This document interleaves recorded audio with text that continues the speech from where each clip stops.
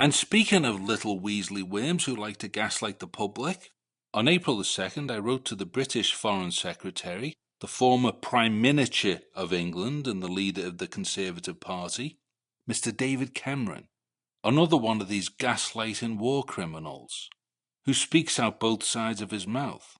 You're seeing that as a pattern, I hope, by now. Like Biden says, oh yes, Israel has gone over the top, but we're sending weapons to them anyway. He says the same stuff.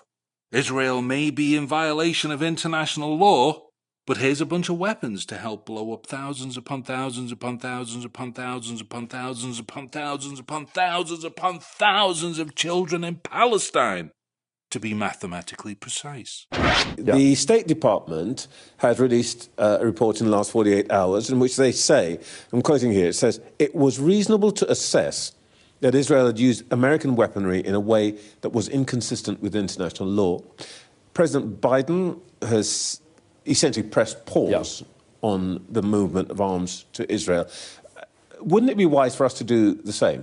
Well, I think America and the UK are in a totally different situation. The United States is a massive bulk state supplier of weapons to Israel, including, you know, 1,000-pound bombs and all the rest of it. The UK provides less than 1% of Israel's weapons, and it's not a state supplier. We have a licensing system, and those licenses can be closed if it's judged there's a serious risk of a serious international human rights. The speech that you gave last week that I referred to, actually, you made the point that though we weren't in the same position as the United States in various ways, our decisions are not all looked at all over the world. Yeah.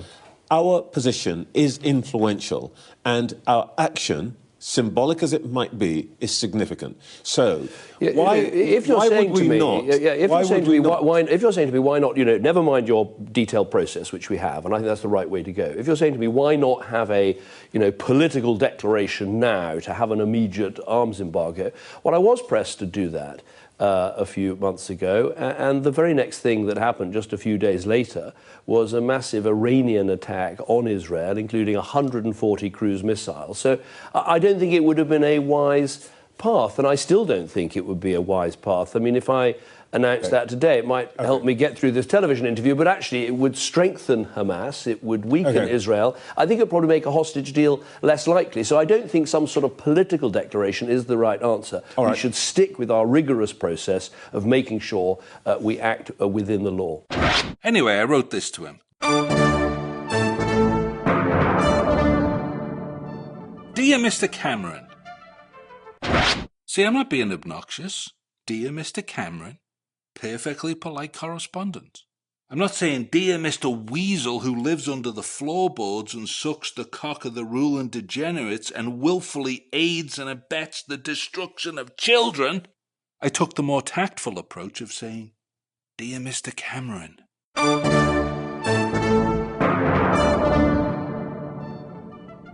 I'm writing to you as a British subject to demand that you immediately halt all exports and funding to Israel's legal genocide of the Palestinian people in Gaza.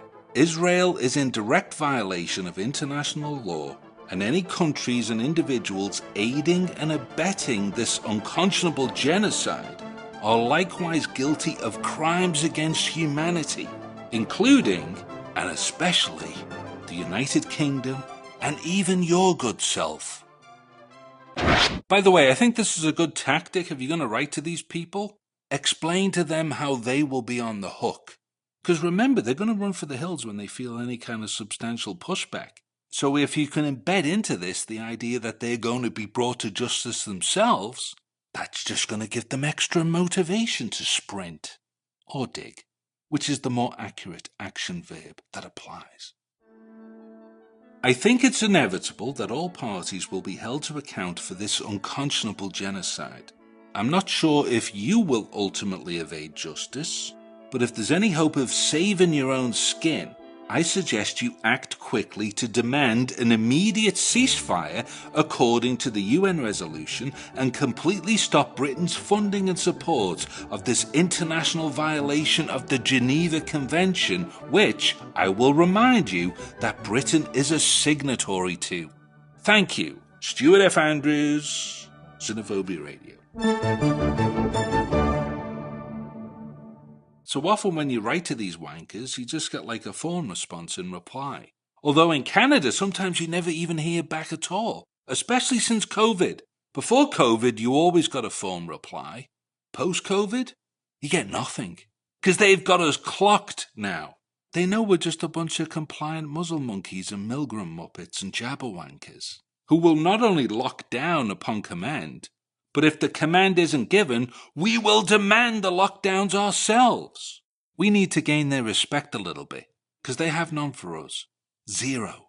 They think they got away with the whole Emergency Measures Act thing. Because they did. And now they have impunity. What did the Ontario government do when we had a total eclipse? They locked us down again. Believe it or not. And lock us down yet again, they will do. Believe it or not. Anyway, on April the 10th, I got a phone reply to my email to Mr. Cameron. 8 days later. To be honest, I forgot I even wrote to him. It said, Dear Correspondent, thank you for your email to the Foreign, Commonwealth and Development Office, the FCDO. Please see attached reply. Goes on just to give me a bunch of, gobbledygook. But it sent me a 3-page PDF file entitled Israel and the Occupied Palestinian Territories. How exciting. Now, I'm going to be honest with you right now. Other than scanning the first couple of paragraphs, enough to see that this is just complete gaslighting nonsense, I haven't read this thing. But I'm going to do that right now, so I can record my natural, organic, human reaction to this pile of rubbish. Lies, deceit, distortions, insanity. Hopefully my head doesn't explode in the process.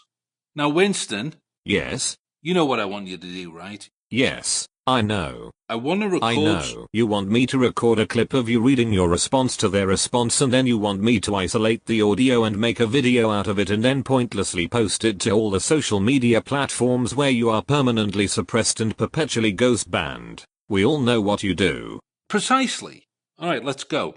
For some context for people who are only listening to this clip on Rumble or YouTube, I am responding here to a form letter that I got from the Foreign, Commonwealth and Development Office in the United Kingdom after sending a letter to Foreign Secretary David Cameron asking him to halt the shipments of arms sales to Israel so that they can't continue obliterating thousands upon thousands upon thousands upon thousands upon thousands upon thousands upon thousands upon thousands upon thousands of children, to be mathematically precise. Dear Stuart F.,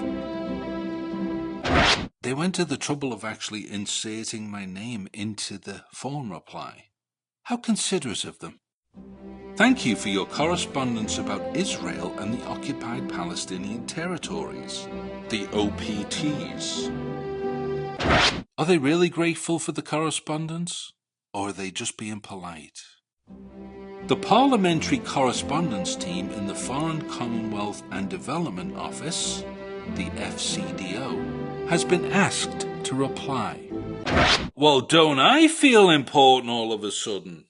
My email to Mr. Cameron has motivated one government office to request another government office to respond to me personally. And this is a personal response. They use my name. We have set out in this letter the UK's policy response to a range of linked issues and hope you will find this information helpful in understanding how the FCDO is seeking to influence positively the situation in the OPTs. You mean by sending weapons so that Israel can blow up thousands upon thousands upon thousands upon thousands upon thousands upon thousands upon thousands upon thousands upon thousands of children, to be mathematically precise? That's your idea of being helpful? Fucking hell. With friends like you, who needs enemies? Israel has suffered the worst terror attack in its history at the hands of Hamas, and Palestinian civilians are facing a devastating and growing humanitarian crisis in Gaza. So the problem with that sentence is it's incorrect to equate the terrorist attack against Israel with the Israeli response in Gaza, for the simple fact that 500 times more civilians have been annihilated in the civilian response. That you can only make sense out of that if you understand that Israel's intention is to ethnically cleanse and genocide the Gaza Strip, to make the region uninhabitable, therefore solving the Palestinian question, at least in Gaza, permanently. The final solution, so to speak. Because that's the only way they're going to get rid of Hamas, rendering the entire Gaza Strip a fucking parking lot. If a parking lot looks anything like mountains and mountains of rubble with dead, decomposing bodies buried inside, with random stray dogs eating on the decomposing corpses of thousands of children. Yeah, that footage exists, by the way. I don't recommend you look it up. The UK wants to see an immediate end to the fighting in Gaza. So why are you sending them fucking weapons then? There seems to be a discrepancy between what you say you want and what you're actually aiding and abetting. How do you make sense of that? Or are you just trying to gaslight me? I think it's the latter. What do you think? To get aid in and hostages out, then progress towards a sustainable permanent ceasefire without a return to destruction, fighting and loss of life. Literally on May the 9th, The Guardian reported that David Cameron has said the UK will not be withholding arms sales to Israel, saying its position is not comparable with that of the US, which has paused the delivery of a weapons shipment, since the UK is not a large state-to-state arms supplier to Israel.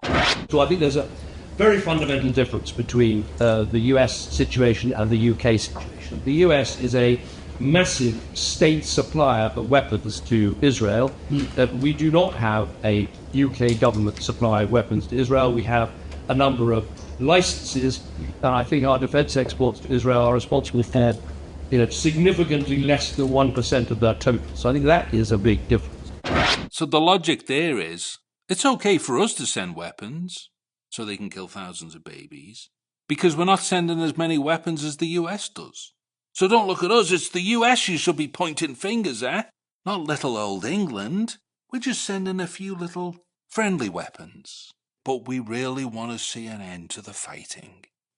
Who the fuck are these people? And how did their brains get to be like this? Do you ever wonder that?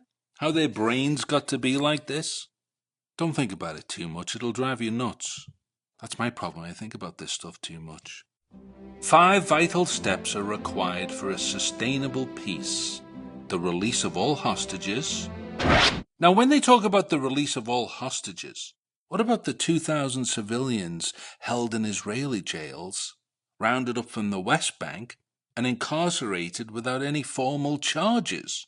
What about those hostages? Are you talking about releasing them too? Or do you even recognize them as hostages? Probably not. I'm going to guess not. Correct? When Hamas launched its attack on Israel, it said one of its aims was to get Palestinian prisoners out of Israeli jails. So, what's the situation there? Around 5,000 Palestinians are behind bars. This includes 170 minors and 33 women. They are spread across 19 jails in Israel and one that Israel operates in the occupied West Bank. Around 1,000 of them have never had a trial. It's called administrative detention, and Israel uses it to hold Palestinians without charge for an indefinite period, based on what they call secret evidence, which isn't disclosed to the detainee or their lawyer. There are hundreds of military orders which essentially criminalize civic activities seen as hostile to the occupation. So people are often locked up for protesting, publishing political material, or even waving the Palestinian flag. Others are accused of more serious attacks, often against Israeli soldiers or military installations. Around 700 Palestinian children are persecuted every year through Israeli military courts. The most common charge is throwing stones, which can get you up to 20 years of jail time. In the wake of Hamas's attack, the Palestinian Prisoners Affairs Authority says that Palestinian prisoners in Israeli jails have had their access to electricity and water taken away.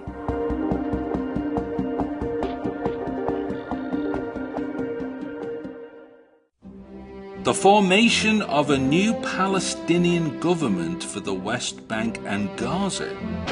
I mean, on paper, that's a perfectly reasonable concept, but I don't believe that the British government gives a flying fuck about any of that. Remember, it was the British who started all of this stuff in the first place. Don't forget that. To protect the Suez Canal and to create a buffer zone, they manoeuvred to occupy Palestine after World War I, but they'd promised the land to both the Arabs and the Jews. In exchange for this promise, the Arabs helped the British defeat the Ottoman Empire in Turkey. Promising the land to the Jews provided enough leverage for the British to convince the League of Nations that they should be the ones in control of Palestine, when in reality the entire thing was designed to protect the Suez Canal, vital to British imperial ambitions. If you look at a map of the world, imagine if you can't go back and forth through the Suez Canal, carrying oil from Iraq, troops and supplies from India, back and forth between Western Europe and other parts of the world. The journey the ships have to take around the entire continent of Africa to get to Europe, it's insane. Do you know why in 1917 Britain declared its aim to establish Jewish homes in Palestine? The Balfour Declaration was a public pledge by Britain to create the conditions for the establishment of a Jewish national home by establishing the British Mandate. This declaration allowed the winners of World War I to administer the newly emerging states until they could become independent. The British then began to facilitate the immigration of European Jews to Palestine, and their population rose from 9% to nearly 27%. It is believed that control over Palestine was a strategic imperial interest to keep Egypt and the Suez Canal within Britain's sphere of influence. Also, the Zionist community in Britain had strong connections with the government, and some of the officials in the government were Zionists themselves. Anyway, the long story is, the British are to blame for everything. So it's hard to imagine that they have any real desire to see a new Palestinian government for the West Bank and Gaza, which I assume they mean combined, which would unify the Palestinians and give them some sort of harmonious political representation, some level of autonomy. It's barely worth even contemplating because it's all nonsense. Israel is wiping out the Palestinians. They are ethnically cleansing the Gaza Strip and the West Bank, incrementally encroaching further and further and further into illegally occupied territory. And nobody says a fucking thing about it. They do say something about it. They just don't do anything materially to stop it. And as much as Biden and Cameron can pretend to care, they'll just send them the weapons anyway. Not that it's up to them. Remember, they're not real people. They're puppeticians, pretending to act autonomously and making decisions of their own. It's an illusion, a charade within a charade within a charade. And the sooner you can all snap out of helping to perpetuate this nonsense, the better it will be for the future of humanity. The Israel lobby puppeteers American legislation through funding politicians and threatening politicians, actually. They got them all terrified of the lobby, that if they don't do what Israel wants, that they'll fund their opponents in the next election or undermine them in a primary. Because they virtually have unlimited funds to play with, and they control the media messaging through similar mechanisms. But the Israel lobby is not unique. It's just symptomatic of what all lobby groups do with the American legislation. It's how Pfizer managed to create the corona panic. How the weapons industry have convinced a generation of gibbleheads to, quote, stand with Ukraine, unquote. It's how 338 members of the Canadian Parliament stood up en masse to applaud an actual Nazi in the House of Commons. So what's AIPAC? AIPAC is the American Israel Public Affairs Committee. Ostensibly, it's a group of Americans who lobby on behalf of Israel. They're for anything Israel. And they're a very effective lobbying group. They get in there. They try to get me to write a white paper as a candidate, for instance, for Congress. They almost get on what? On Israel. And I wouldn't do it. And they said, why? And I'm like, I don't do homework for lobbyists, right? I'm like, I didn't like writing term papers at college. I'm not writing one for you. What did they say? They said, oh, well, here, just copy Rand Paul's term paper and put your name on it. We'll accept that. And I'm like, no, I'm still not cribbing somebody else's homework to do homework. I'm not turning in my homework for you. And what? You're laughing, but you know what? I bet I may be the only Republican in Congress who hasn't done homework for AIPAC. And it's just what it is. It's conditioning. They want you to do something very simple and benign, and for them, they don't really grade your term paper. They just want to know that you'll do something for them. And if you'll do something for them as a candidate, you're more likely to do something for them as a congressman when you get in there. So my rift started out in 2012 when I refused to turn in an Israel term paper. And how did they respond to that? Well, they kind of got in my race a little too late there in the beginning, and because it was hard to tell that I was actually going to win. And when they saw I was going to win, that's when they tried to get me to do the term paper. They didn't have a political action committee at the time. They couldn't spend hundreds of thousands or millions of dollars against me at that time. It was just sort of like a whisper campaign to try to, hey, don't vote for him, blah, blah, blah. That's why. Because at that point, they sensed I wouldn't do what they wanted when I got to Congress. But what did they whisper against you? What were they saying about you? Well, they would do it through, for instance, churches, evangelical churches. They've got an organization called Christians United for Israel, where they sort of co-opted evangelicals. People think it's a grassroots movement in Kentucky. It's actually a top-down movement from AIPAC, so that people who aren't even Jewish will feel like they've got to support Israel, no matter what. And even if it's a secular state that funds abortions, they, just sort of forget that part, and we've got to fund Israel. So they have networks. So it's more than just about the money. Is there any other Republican who has your views on this? Well, I have Republicans who come to me on the floor and say, I wish I could vote with you today. Yours is the right vote, but I would just take too much flack back home. And I have Republicans who come to me and say, that's wrong what AIPAC is doing to you. Let me talk to my AIPAC person. By the way, everybody but me has an AIPAC person. What does that mean, an AIPAC person? It's like your babysitter, your AIPAC babysitter, who is always talking to you for AIPAC. They're probably a constituent in your district, but they are, firmly embedded in AIPAC. And every member has something like this? I don't know how it works on the Democrat side, but that's how it works on the Republican side. And when they come to DC, you go have lunch with them, and they've got your cell number, and you have conversations with them. So I've had that's absolutely crazy. I've had 4 members of Congress say, I'll talk to my AIPAC person. And it's literally what we call them, my AIPAC guy. I'll talk to my AIPAC guy and see if I can get him to, dial those ads back. Why have I never heard this before? It doesn't benefit anybody. Why would they want to tell their constituents that they've basically got a buddy system with somebody who's representing a foreign country? It doesn't benefit the congressman for people to know that, so they're not going to tell you that.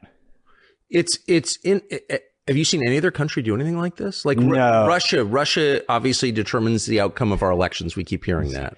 Does anyone have a Putin guy that they talk to?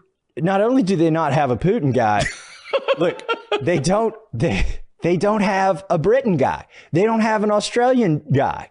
They don't have a Germany dude. It's the only country that does this. Anyway, I better finish reading this before my head explodes. The formation of a new Palestinian government for the West Bank and Gaza, accompanied by an international support package, removing Hamas's capacity to launch attacks against Israel, Hamas no longer being in charge of Gaza, a political horizon which provides a credible and irreversible pathway towards a two-state solution where all citizens of both nations live in peace and security. Now that is complete nonsense. Israel doesn't want a two-state solution, and they've openly declared it as such. People who believe this rubbish are like the adult version of kids who refuse to accept that Father Christmas doesn't exist. And I know what I'm talking about, because I was one of those kids. Even though I'd learned that he wasn't real years and years before, it wasn't until I was 11 years old that I fully accepted the fact that Father Christmas was a fabrication. That's old, right? 11? Weirdly, by 11, I knew that the mass media was lying to us because of the Sex Pistols, because Johnny Rotten came out and said, you know, the press, the great enemy of the world. That all made sense to me. And yet, I still believed in Father Christmas. Try to explain that one. John, how did you feel when you were told that your album had entered the national album charts at #1, the first time it had happened since the Beatles? I felt absolutely nothing. We heard from Virgin, they said, like, it's going to be #1 next week. And it shows, like, people bought it before the press had a chance to rupture it, you know? The press, the great enemy of the world. The people that, like, are so full of their own ego trips that they never actually write about the records anymore. But anyway, so I know how it feels. You don't want to let go of these illusions. It's terrifying to let go of these illusions because then you have to accept a chaotic universe where these people are lying motherfuckers who are gaslighting you, perpetuating a complete fictitious version of reality that in no way, shape or form resembles actuality. So there's a cognitive dissonance there. But I will encourage you, when you let go of these illusions, and you fundamentally challenge these assumptions, and recognize the contradictions for what they are, and release them from your mind, you will experience a liberation. There's nothing to be terrified about. The process may be a bit painful, but you'll come out on the other side with a more clear perspective. And it's from that more clear perspective that you realize that these people are nothing. They're more afraid of you than you have any idea. Hence why they go to such extreme lengths to perpetually lie to us and gaslight us. If we weren't a threat to them, they wouldn't bother doing any of that. Anyway, there's 3 pages of this. I don't know if I want to read any more of it. It's too exasperating. It's like I'm indulging their bullshit. Are they getting a laugh out of this? Are they snickering at me right now for even reading this rubbish? The first sentence of the next paragraph. There must be a reduction in civilian casualties. The Foreign Secretary just said he's continuing to send fucking weapons over there. If you actually believed in this, his words would be 180 degrees divergent from what he actually does and says. He's saying the UK will not be withholding arms to Israel. If he wanted a reduction in civilian casualties, he'd say the UK will be withholding arms to Israel because we want an end to the fighting and a reduction in civilian casualties. And after 9 months of an obvious, plausible genocide, according to the ICJ, the International Court of Justice, it's clear that Israel has no intention on reducing civilian casualties and are just blowing the fuck out of the Gaza Strip however they see fit, somehow completely unconcerned with the hours and hours of footage of burning, broken, disembodied, obliterated, and horrifically maimed for life little children. You know what? I can't read any more of this. If I'm going to read science fiction fantasy literature, you got to at least throw in a few gratuitous, steamy sex scenes for my viewing enjoyment.